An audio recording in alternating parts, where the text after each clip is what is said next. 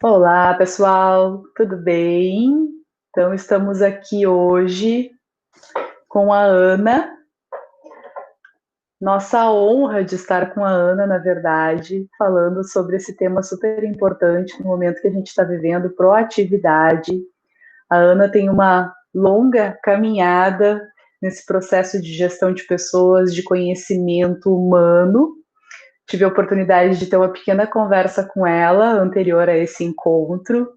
E acredito que esse nosso encontro vai trazer conhecimentos muito especiais para que a gente possa entender esse momento, e não só esse, como todos os momentos da nossa vida, de uma forma mais positiva e proativa.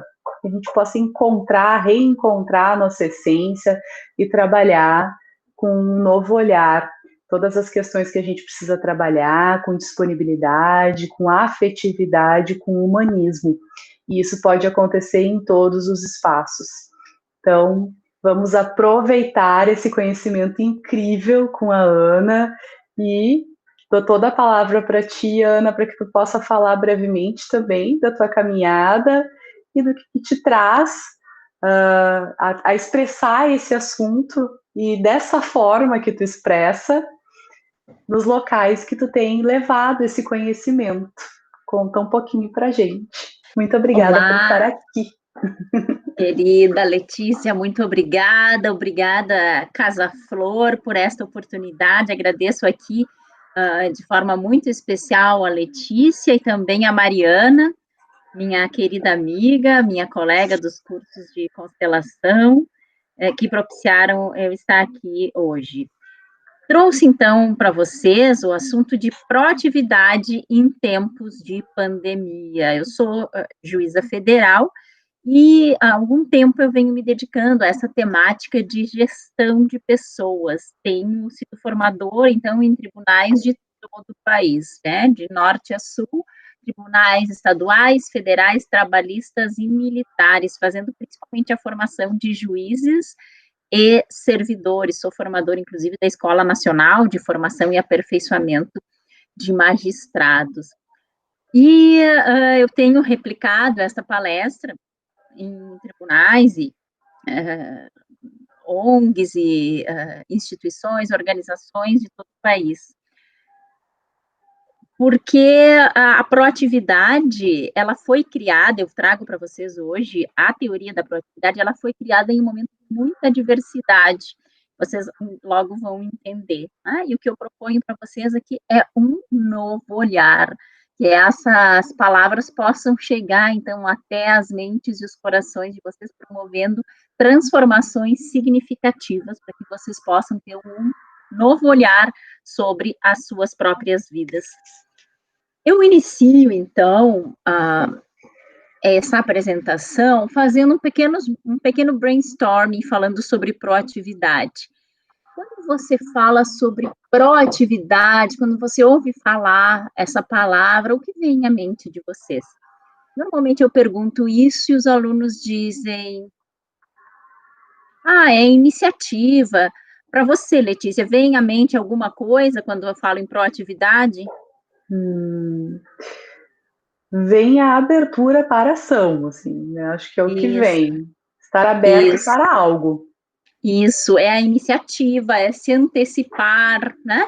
A maioria das pessoas diz isso, ok, isso está certo. Mas ao final dessa palestra, eu prometo que você vai sair com uma noção ainda mais expandida do que de fato é proatividade.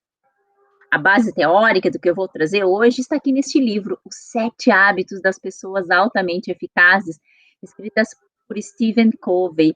Então, se você tem a intenção de fazer um autoaperfeiçoamento, de melhorar a sua conduta, melhorar as suas atitudes, eu recomendo fortemente que você tenha acesso aqui a este livro. E o Stephen Covey coloca 7 hábitos, né, que as pessoas poderiam adotar para serem altamente eficazes.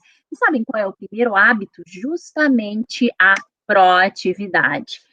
E aí eu pergunto para você, será que a visão que nós temos de nós mesmos, ela é limitada pelas opiniões, imagens e paradigmas das pessoas à nossa volta? Será que nós permitimos que ah, este rótulo externo que as pessoas têm de nós mesmos, que elas moldem quem nós somos e como nós nos sentimos? Será que nós permitimos que isso nos determine quando dizem, isso é muito fácil, como você não acertou? Ah, você não vence nunca, você sempre chega atrasado. Não, isso é muito para você. Será que nós permitimos que esses rótulos realmente tenham aderência sobre a nossa pessoa e determinem quem nós somos e quem nós seremos? Para falar sobre isso, eu vou trazer para vocês aqui algumas teorias do determinismo. Primeiro, o determinismo genético. O determinismo genético diz assim: olha, você é como é, tem esse mau humor, isso está nos seus genes. O seu avô era bem assim. Então, você é o que é determinado pelos seus genes. Há quem diga ainda que nós somos o que somos por conta das vivências que tivemos na primeira infância, pelas pessoas que nos criaram, nossos pais, nossas mães, ou seja, quem for, que essas vivências foram determinantes para formar a pessoa que nós somos hoje. Esse é o determinismo psíquico. Ou ainda o determinismo social ou ambiental, que diz que nós somos quem somos em decorrência do ambiente onde nós vivemos, da sociedade onde nós vivemos.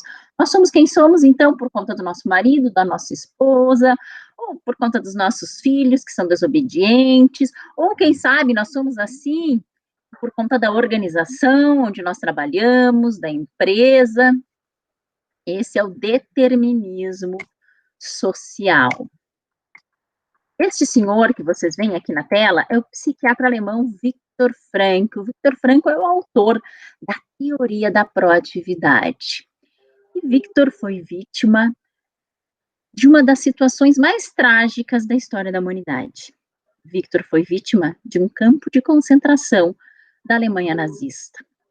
Nas câmaras de gás, então, Viktor perdeu seu pai, a sua mãe, o seu irmão e a sua esposa.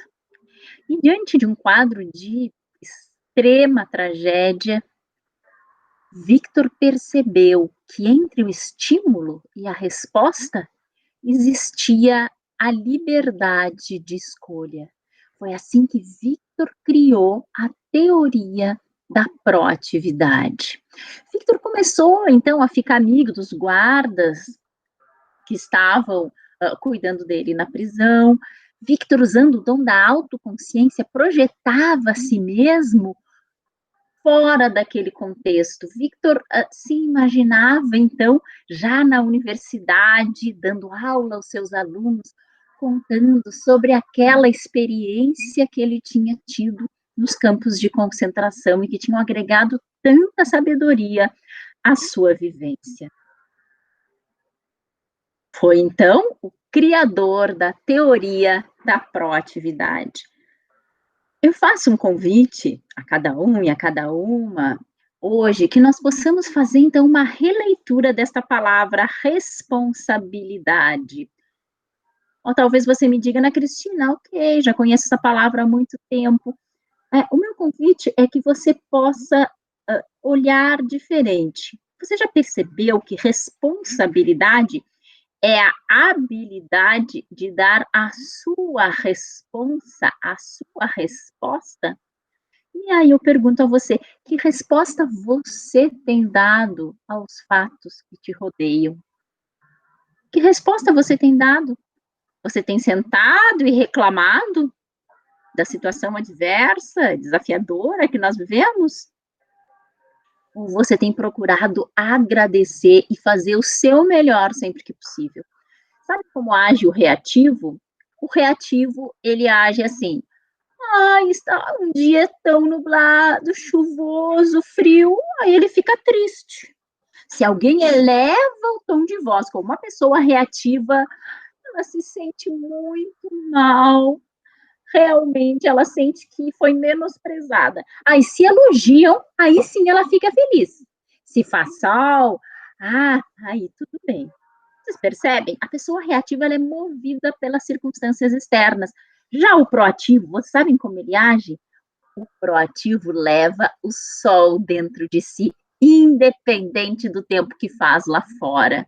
Tem uma energia expandida que se dissemina e contagia onde quer que ele vá. Sabem qual é exatamente o segredo da mente proativa?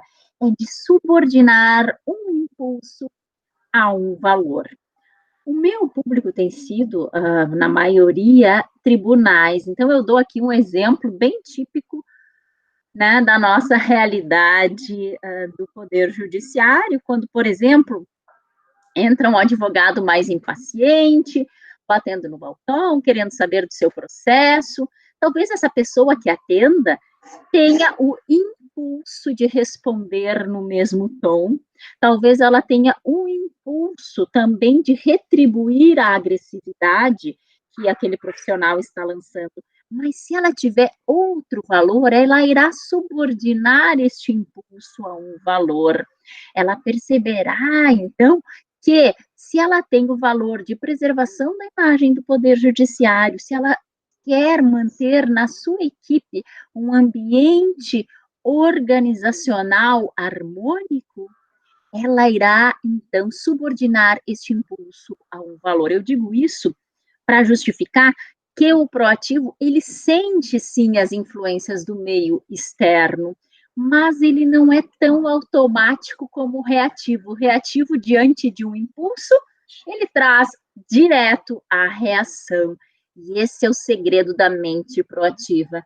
E aí, você que está aí assistindo, acha que pode adotar este segredo da mente proativa também para a sua vida? Que diferença isso faria nas suas atitudes? Porque a verdade é o que nos impacta realmente é muito mais a nossa percepção sobre os fatos do que as circunstâncias em si.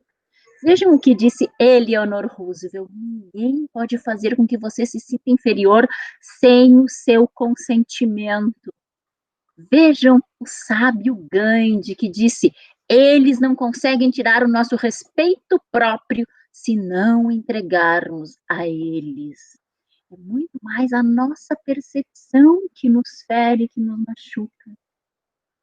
Victor traz 3 pontos centrais: a experiência, né, que é tudo que acontece conosco, a criação, que é tudo que nós trazemos ao mundo, e a atitude. Sabem o que é a atitude? É a nossa reação nos momentos de dificuldade. E qual tem sido a sua resposta nos momentos de dificuldade? Eu acredito que, para muitos, esses momentos que nós estamos passando agora, de pandemia, talvez sejam os momentos mais desafiadores que vocês já passaram em suas vidas, com diversas restrições. Mas onde vocês têm focado? Vocês têm focado no que não tem? Ou vocês têm agradecido tudo o que têm e têm visto toda a abundância presente aqui e agora nas suas vidas? Na vida, realmente, você tem uma escolha. Ou você será o protagonista da sua vida, você tomará a rédea do seu destino, ou você será um passivo. Você vai esperar que os outros ajam, que os outros façam. Mas eu vou dizer um segredo para vocês: as oportunidades e o crescimento estão reservados para as pessoas ativas. Então, qual é o seu time aqui? Se nós quisermos identificar se uma pessoa ela é proativa ou reativa, nós podemos olhar para a sua linguagem. Sabem como fala o reativo? Ele diz assim: olha, não há nada que eu possa fazer. Eu sou assim e pronto, síndrome de Gabriela. Já ouviram falar? Eu nasci assim, eu cresci assim, você sempre assim. Eu sou geniosa. Esse é o meu jeito. Se eu pudesse mudar, mas, Ana Cristina, tem uma pessoa na minha equipe que é difícil, viu? A verdade é que eu não posso. Eu preciso que alguém da empresa faça alguma coisa. Já a pessoa com linguagem proativa, Diante dos desafios, sejam quais forem, ela diz, vamos procurar alternativas. Ela olha para si mesma e percebe, eu posso tomar outra atitude, eu vou fazer algo de diferente pela gestão da minha equipe. Eu escolho ser mais paciente, eu prefiro ser mais amoroso com as pessoas da minha família. A pessoa proativa percebe que ela é parte da solução, ao invés de ficar querendo procurar defeitos nos outros, ela olha para si mesma com honestidade e busca melhorar nos pontos em que ainda não está bem. Essa é das partes que eu acho mais interessantes na teoria da proatividade. Vejam só, nós temos aí 2 círculos, né? Nós podemos verificar se uma pessoa é proativa ou reativa analisando onde nós concentramos o nosso tempo e a nossa energia. No mundo, nós temos, então, uma infinidade de preocupações. Nós nos preocupamos, nesses tempos, né, recentes agora, nós nos preocupamos muito quando a vacina virá. Será que a vacina vai ser acessível a todos? Olha, e quando que vamos voltar a trabalhar, né? Será que o novo normal, como vai ser? E a situação política econômica brasileira? E o dólar, será que vai aumentar ou diminuir? E as bolsas vão cair, vão aumentar? Olha, e o degelo das calotas polares. Nos preocupamos com a nossa saúde, com as pessoas que estão ao nosso redor. Mas o que eu quero dizer com isso? Que há muitas coisas que estão no círculo de preocupação. No círculo de preocupação estão todas as coisas que nós não temos alcance, que nós não podemos transformar. Eu pergunto para você, você tem se preocupado com a questão da vacina? Você tem dedicado a sua energia e o seu tempo para isso? E eu pergunto, você pode adiantar que seja em um dia a vinda da vacina para o Brasil? Você pode alterar o aumento ou a queda do dólar? Isso está ao seu alcance? Sabem por quê, para mim, principalmente, que esse círculo faz sentido? Porque o nosso tempo e a nossa energia, eles são limitados. E o círculo de influência, vocês sabem o que é? O círculo de influência são todas as coisas que estão ao nosso alcance. Então, muitas pessoas sentam para assistir o noticiário, né, nos seus sofás, ficam esbravejando, olhando para o teto e falando de todos os absurdos que acontecem na nossa política econômica e outras coisas. E aí não percebem que há pessoas dentro das suas casas que precisariam de um ombro amigo, de um olhar. Não percebem que mesmo à distância podem ajudar os mais vulneráveis. Olha, que trabalho lindo que a Casa Flor está fazendo, né? Você gostaria também de ajudar os que mais precisam, sem expor a sua saúde? Entre em contato aí com a Casa Flor, tem projetos belíssimos que você pode fazer sem dar um passo para fora de casa. Então, quem se dedica ao seu círculo de influência é proativo. E quem se dedica ao círculo de preocupação é o reativo. Então, se o nosso tempo e a nossa energia, eles são limitados, se eu dedico a minha energia e o meu tempo para aquelas coisas que não estão ao meu alcance, sabem o que acontece? Falta tempo e energia para eu dedicar para aquelas coisas que realmente eu posso transformar. Vejam só o que acontece com o círculo de influência da pessoa proativa. O conceito de liderança está muito ligado à influência. James Hunter, autor do livro Molde Executivo, ele define liderança como a habilidade de influenciar as pessoas, né, a agirem entusiasticamente para fins denominados como sendo para o bem comum. Então, se você se dedica com força, com consistência, com energia para aquelas coisas que você pode transformar, você vai ter o seu círculo de influência expandido. Já se você se dedicar para aquelas coisas que você não pode alterar, olha o que vai acontecer. Você será um reativo e a sua influência, meu amigo, minha amiga, vai diminuir cada vez mais, porque você dedicou tanto tempo, tanta energia para o seu círculo de preocupação, que vai faltar tempo e energia para o seu círculo de influência, para atuar naquelas coisas que, de fato, você tem poder de transformar. Porque nós precisamos ter uma consciência muito clara, pessoal. Nós temos controle direto somente sobre nós mesmos. Temos um controle indireto sobre o outro e um controle inexistente sobre o universo. Talvez você, olhando esses círculos aí da tela, me diga, olha, Ana Cristina, tudo bem, controle direto sobre eu mesmo, controle inexistente sobre o universo. Agora, aquele círculo azul eu não vou concordar. Porque controle indireto sobre o outro, se você não conhece a pessoa que eu tenho lá na minha equipe, pessoa difícil, olha, é mesmo? Como que é essa pessoa? Olha, eu estou há 10 anos tentando mudá-la e não adianta, a pessoa tá lá, continua geniosa, difícil. Bom, pessoal, o cúmulo da insanidade é querer resultados diferentes fazendo exatamente a mesma coisa. Então, se nós quisermos uma transformação das pessoas que nos rodeiam, nós precisamos variar as estratégias. Se você vem há 10 anos tentando com a pessoa da sua equipe a mesma estratégia, pense em alterar, pense que de outra forma você poderia impactar essa pessoa.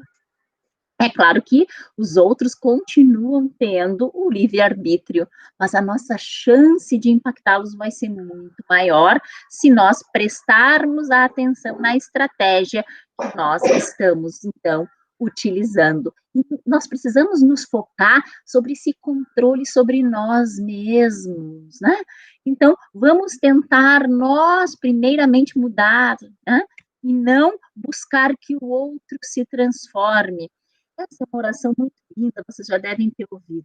Senhor, dê-me serenidade para aceitar as coisas que não posso modificar, coragem para modificar as que posso e sabedoria para reconhecer a diferença entre elas. Diante das coisas que nós não podemos modificar, pessoal, isso é uma dica. Guardem as suas energias, não se desgastem com aquilo que vocês não podem alterar. Né? Canalizem a energia de vocês para aquelas coisas que estão ao seu alcance. Então, o que não tem remédio, remediado está, mas tem muita coisa, mesmo em tempos de pandemia, mesmo em 4 paredes, que nós podemos fazer uns pelos outros, pelos nossos próximos e também por aqueles que são mais distantes fisicamente de nós. Né? Pare para pensar que atitudes você poderia ter para impactar de forma realmente incrível o seu ambiente, de tornar o seu ambiente mais amoroso, mais solidário, com mais compaixão. Que de diferente você poderia fazer?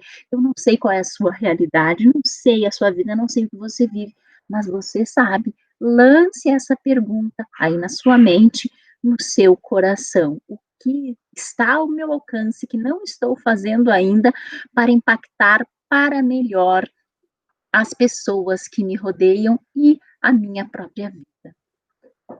Porque assim, o reativo, ele se fica na zona de preocupação e ele é a vítima. Ele diz, as coisas não dependem de mim. Eu sou uma vítima das circunstâncias. Já o ator está na zona de influência e ele diz, eu creio e tenho influência na minha realidade. Assim é o proativo. Onde você se encontra aí nesse desenho? A verdade é que a zona de preocupações, ela está cheia do ter, e a zona de influência cheia de ser. Vejam aqui essas falas, pessoal. Quando a pessoa diz assim, eu ficarei feliz quando tiver acabado de pagar a minha casa. Ah, se eu tivesse um chefe que não fosse ditador. Quando essa primeira frase, pessoal, é lógico que todos vamos ficar felizes quando nós acabarmos de pagar, né, a nossa moradia. Mas a questão está em colocar toda a nossa felicidade nesse ponto externo, né?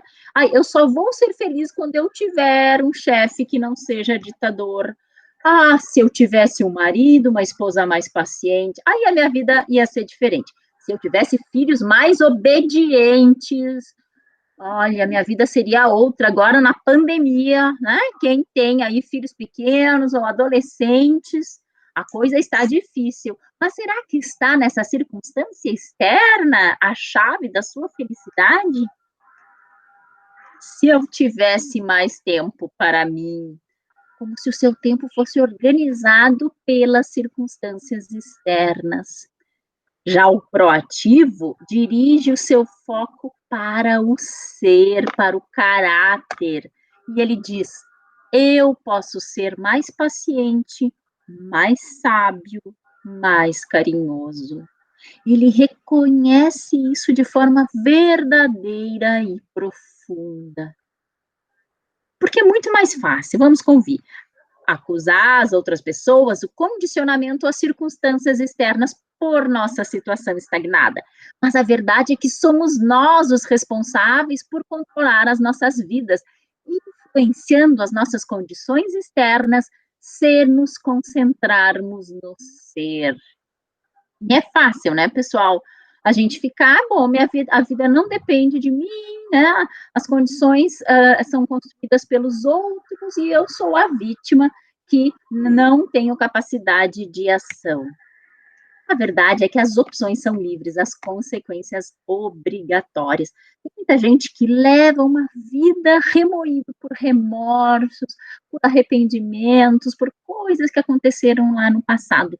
E consola muito essas pessoas quando elas tomam consciência que, de fato, não tem poder para ir lá no passado e alterar aquilo que aconteceu. Na verdade, isso faz parte da zona de preocupação. O que nós temos é o presente e um futuro lindo para construir. Isso está nas nossas mãos. É claro que nós precisamos arcar com as consequências dos nossos atos, mesmo que eles tenham acontecido no passado. Mas não vale dedicar o nosso tempo e a nossa energia nos remoendo de arrependimento pelo que aconteceu no passado. Porque, afinal, todos estamos sujeitos ao erro. Por melhor que a gente se analise, que a gente tente sempre buscar a nossa melhor versão, nós sempre estaremos sujeitos ao erro. E sabem por quê? Porque nós somos seres humanos, somos falhos. E vejam só o que esse Franz Grillparzer fala. Há um remédio para qualquer tipo de erro, reconhecê-lo instantaneamente, corrigi-lo e aprender com ele. Isso transforma o fracasso em sucesso. Deixar de reconhecer o engano, de corrigi-lo, de aprender a lição nele contida, é um erro de outro tipo, levando a pessoa ao caminho da autocomplacência. Então, isso mais uma dica para aqueles do grupo aqui que são gestores, que gostariam que as suas empresas, que as suas organizações pudessem subir, então, para um patamar de excelência. Nós precisamos estar abertos ao erro. Sabem por quê? Porque toda organização que queira progredir precisa tolerar o erro, porque todas as inovações, todas as novidades são antecedidas de muitos erros. Pensem nas grandes invenções da humanidade, elas foram antecedidas de quantas tentativas e erros. Por isso é importante que a gente possa sempre acolher o erro como aprendizado nas nossas equipes. E o convite que eu faço para você hoje é que, de fato, a gente consiga assumir um compromisso com a gente mesmo. Bem no centro da zona de influência está essa região que diz respeito aos objetivos assumidos com a gente mesmo. Eu não sei qual é o seu objetivo nesse momento. Se você tem o objetivo de acabar de ler um livro, de se reconciliar com alguém da família, de fazer um curso para melhorar a sua performance em algum ponto, de fazer uma reeducação alimentar, de sair do sedentarismo, de investir no seu autoconhecimento, eu não sei.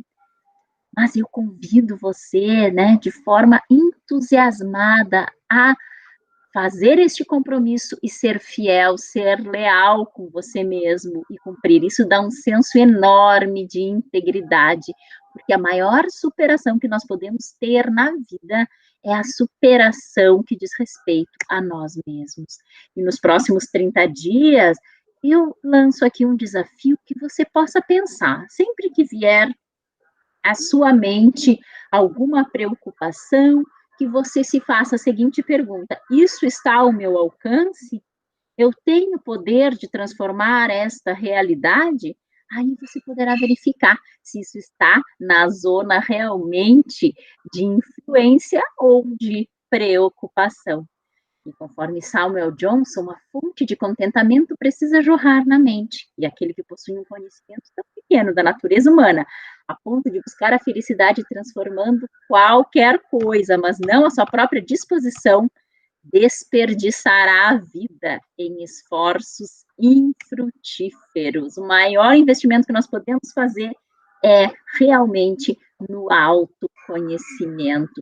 E trazendo para vocês aqui um pouco dos meus estudos sobre a questão da gestão em tempos de pandemia, como nós podemos trazer, então, essa proatividade para dentro das nossas equipes, eu vou partilhar aqui um estudo que eu fiz em artigos nacionais, internacionais, de administradores, psicólogos, dando algumas orientações que vão ser úteis a todos. A pandemia é uma questão de saúde, por isso nós precisamos buscar informações com as pessoas da área técnica da saúde. Então, se você aí não é da área da saúde, você precisa se aconselhar com alguém que tenha esse conhecimento técnico e analisar as possibilidades atuais, as possibilidades da sua organização, da sua empresa, da sua família, de onde nós partimos. Diante desta realidade, o que é possível ser feito? De fato, a pandemia exige uma atuação diferente, exige o distanciamento, exige a utilização de máscaras, mas será que esse distanciamento, ele significa isolamento? É claro que não, né, pessoal? Tanto é que nós estamos, nesse momento, super conectados, graças aos instrumentos tecnológicos, nós podemos e devemos nos conectar. Se você também é gestor de uma equipe, eu faço esse convite, que você possa investir nesta conexão com seus colaboradores, isso só irá aumentar o seu resultado e melhorar cada vez mais o clima organizacional da sua equipe. E aqui algumas dicas aos gestores para que possam responder de forma efetiva aos desafios apresentados. Então, que haja uma liderança de si mesmo, né? Eu digo sempre nos meus cursos, você só pode liderar o outro se você souber liderar a si mesmo. Então, você precisa se conhecer, se você é o líder de uma equipe, se você é um gestor, olhe para si mesmo, veja em que ponto você está, lidere pelo exemplo. Se você diz para a sua equipe, todos precisam ser gentis, e você é rude com os outros, você não está sendo coerente, né? O seu ensinamento não será seguido. Haja de forma rápida e decisiva, isso mais para os gestores macro, né, que vão ter muitas vezes que decidir por muitas pessoas, precisam decidir conforme os dados que dispõem no momento e reconhecer quando estiverem errados. O cenário é de extrema incerteza, né, e a realidade muda a cada dia. Vocês lembram, há uns meses atrás, que se dizia que ninguém devia usar máscara, né, que isso seria até prejudicial, como essa orientação se transformou totalmente, então, o gestor que dá orientações precisa também reconhecer quando estiver errado e ter essa capacidade de mudar de opinião. Conecte-se com a sociedade. Nós conversávamos antes desta live, eu falava com a Letícia, e nós sabemos que muitas pessoas estão sofrendo com essa pandemia, tem muita gente necessitada. Então, é importante que a gente possa ter essa abertura de coração e que a gente possa se conectar com aqueles que mais precisam, né?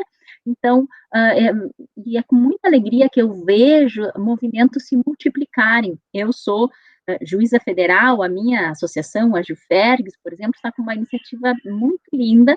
Nós fazemos uma vez por semana marmitas para as pessoas que mais precisam, né, para as pessoas de rua.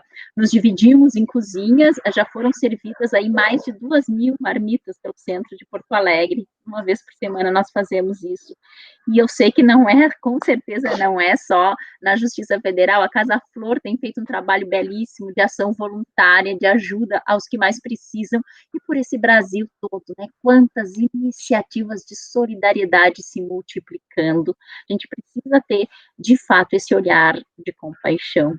O gestor precisa ainda ajudar e aceitar ser ajudado. O cenário é tão complexo que ele não vai saber fazer tudo sozinho. Sabem o que os estudiosos dizem?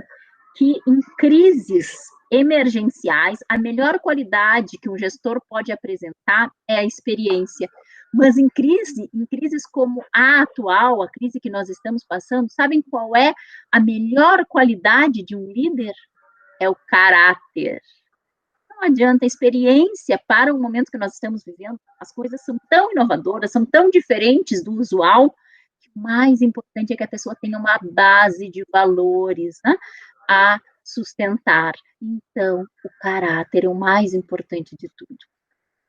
Outra dica para o gestor: se organizar em uma rede de times. Às vezes a situação é tão complexa que nós podemos dividir, então, em grupos de trabalho, isso para as organizações maiores, e cada grupo vai trabalhar sobre um ponto, né, da decisão a ser tomada, vai trabalhar de forma profunda, depois traz para o grande grupo, e as decisões vão conseguir ser tomadas em uma velocidade maior.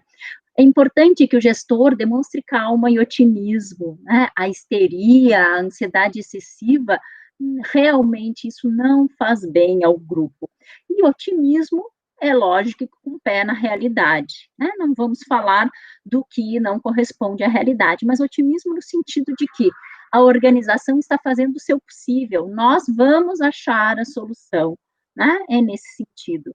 E decidir no meio da incerteza com os dados que possui, né? A gente não precisa ficar esperando para tomar as decisões, só quando se chegar a um próximo passo, porque a realidade é muito volátil, as coisas estão mudando muito depressa, e o principal, diante da tragédia humana, demonstre empatia e se comunique de forma efetiva. Nos meus cursos eu trago muito essa questão da importância da habilidade da comunicação para o líder. Que você saiba efetivamente se comunicar e ter empatia. Então, as pessoas estão passando por situações muito diferentes, né? Tem gente com filho pequeno em casa, tem gente cuidando de idosos, tem muitas pessoas morando sozinhas, que se sentem bastante isoladas nesse momento. Então, é importante que o líder possa ter também este olhar sensível. E aqui eu trago, que eu achei muito interessante, esse artigo dessa moça, da Shaina Sfirfrey, que ela trouxe aqui 4 maneiras pelas quais os funcionários públicos podem ser mais produtivos. E isso serve, não é só para os funcionários públicos, serve para todos nós, quando ela diz assim: identifique as áreas que precisam de mudança. Mas como eu vou identificar? Pessoal, principalmente pelo feedback. A forma como nós nos vemos não é igual à forma como os outros nos veem. Então, pare e pergunte para um colaborador próximo. Se você for autônomo, trabalhar sozinho, pergunte aí para alguém da sua família: no que eu não sou tão bom? Na sua ótica, no que eu deveria melhorar? O feedback é um instrumento poderosíssimo. Priorize as tarefas. A gente faz sempre muita coisa ao mesmo tempo, né? Então, coloque aí na sua prioridade para o dia de hoje o que não pode ser deixado de lado, e coloque uma hierarquia de relevância nas suas tarefas. Construa habilidades pessoais, principalmente aí a habilidade da adaptação, a habilidade da resiliência, né, a habilidade de tolerar opiniões diversas das suas, de saber dialogar, de saber trabalhar em equipe. Isso é cada vez mais importante. E saber lidar com as emoções, saber que é normal nesse tempo, às vezes a gente se sente mais triste, às vezes um pouquinho ansioso, né? saber se acolher e saber também dar uma pausa até dos instrumentos tecnológicos, né, para que a gente aproveite também esse tempo de conviver mais com a nossa família, se conectar às coisas verdadeiras. Aqui algumas fontes sobre a gestão em tempos de pandemia, para quem tiver interesse. E ao final disso eu pergunto para você, meu amigo, minha amiga que está aí, e você? Você então é proativo ou reativo? Em qual dessas duas pontas você se encontra? Às vezes a gente não consegue ser uma coisa ou outra, você está no meio. Faça essa reflexão. E se hoje percebeu que de fato é reativo, eu digo para você, parabéns. O primeiro passo para você ficar um pouquinho mais lá do lado cor de laranja é essa tomada de consciência. Aqueles que vão permanecer para sempre ali, ó, naquele pontinho azul, nunca vão se dar conta. A tomada de consciência é o primeiro passo para a transformação. Com isso, então, concluo a minha apresentação, apresentando aí a minha gratidão à Casa Flor, meu muito obrigada, deixando aqui o meu contato, meu e-mail, e também convidando todos aqueles que gostaram dessa palestra a me seguir lá no Instagram, no @AnaCristinaGestão. Recentemente, inclusive, publiquei um livro, né? Quem quiser se aprofundar nesses conhecimentos, estamos já também com um curso online disponível por todos aqueles que quiserem, de forma entusiasmada, disseminar a gestão humanizada, ética e produtiva. Essa é a nossa missão. Ana, querida, que espetáculo! Quero te agradecer imensamente pelas tuas palavras. Fico aqui com um objetivo muito especial, já trazendo os conceitos do que tu trouxe hoje com a tua fala, que é de levar esse conhecimento para o máximo possível de pessoas, para que elas tenham acesso. Já estou aqui pensando que vou compartilhar o link disso lá naquele e-mail grandão que eu te falei, para que as pessoas tenham acesso a essas informações e possam se identificar, né, Ana, nessa gangorra, porque eu também acho que tem um pouco disso, né? Acho que nesse momento que as pessoas estão vivendo, acontece das vezes, em algum momento tu te perceber um pouco mais reativo, mas o ponto é, perceba-se, né? Perceba-se, retoma o teu centro, retoma o teu foco, retoma o teu objetivo e segue adiante. Eu te agradeço muito pelas palavras. Eu acho que vi, sim, um movimento muito legal aí dentro da Casa Flor, de proatividade, quando a gente decidiu, nesse momento, fazer o que era possível ser feito. Né? E o que era possível ser feito era compartilhar o nosso conhecimento da melhor forma possível, levar o nosso propósito de valores, de como a casa se construiu, com as coisas que a gente acredita, para que as pessoas pudessem ter esse bem-estar e esse momento de olhar para a pandemia em si, num aspecto de ressignificação, né? Acho que toda crise, ela traz seres humanos muito mais fortes, e é sobre esse olhar que a gente tem que falar, né? Então eu te agradeço muito, Ana, agradeço mesmo de coração, teu conhecimento compartilhado, foi muito bacana o que tu trouxe hoje.